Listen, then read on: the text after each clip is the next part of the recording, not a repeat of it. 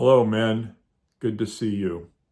In Romans chapter 1, verses 18 through 21, Paul explains that there are people that suppress the truth about God, even though God's invisible attributes are clearly seen. So I thought it would be good in this video to focus on Romans 1, verse 20, about these invisible attributes of God and what invisible attributes are clearly seen. Well, I've come up with a list of 5 invisible attributes. They are that God is eternal, God is infinite. The second one is that God is powerful, supernaturally powerful. The third one would be that God is orderly and purposeful. Number 4, he is intelligent, supremely intelligent. And number 5, he is wise. So let's look at each one of these briefly. First, God is eternal. We know that something could not come from nothing. It had to be created. We know that there was a beginning of the universe. Even the ancients believed and understood this. More recently, physicists like Stephen Hawking theorized that there was a singularity, meaning that time, space, matter all came into existence at once. This has now been mathematically proven. This means that all of this happened outside of time.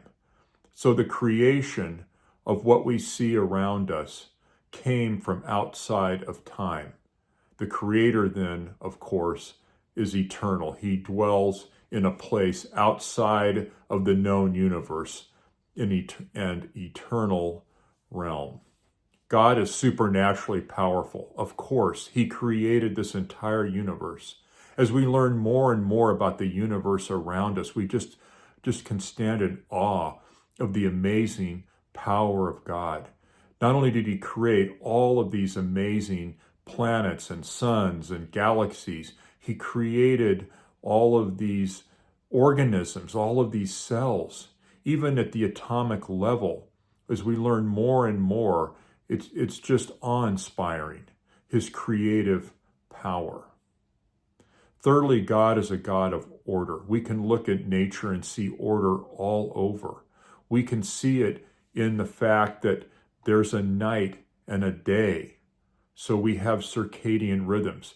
We know that we have a year. We go around the sun in this orderly process.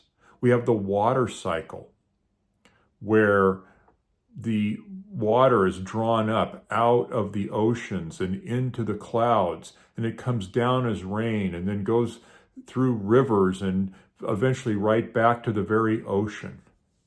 We can see it in living cells.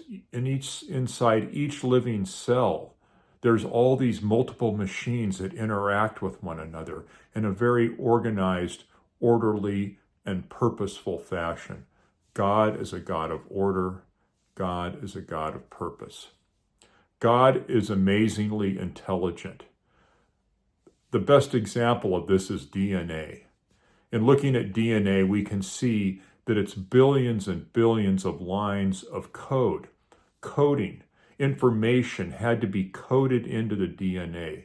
An intelligent being had to have taken knowledge and information and encoded it into the DNA in all the cells of all the plants and all the animals. It's estimated that there's currently over 8.6 million species of animals and plants, each having its own set of instructions, sometimes going into the hundreds of billions of lines of code. So we serve an amazingly intelligent God. And lastly, God is wise. And the example I would look to is blood. The Bible says that the life is in the blood. Well, we know that scientifically. The blood as a liquid circulates through our bodies. And yet God in his wisdom knew that we would fall down and hurt ourselves. We would get cut. And so he made blood that would coagulate, that would close it off, so we wouldn't lose all of this life-giving fluid. And so as we go on through the book of Romans, we can remember that we serve an eternal, all-powerful, orderly, purposeful, intelligent, and wise God who loves us. And so, until I see you again, may the Lord richly bless you, my brothers.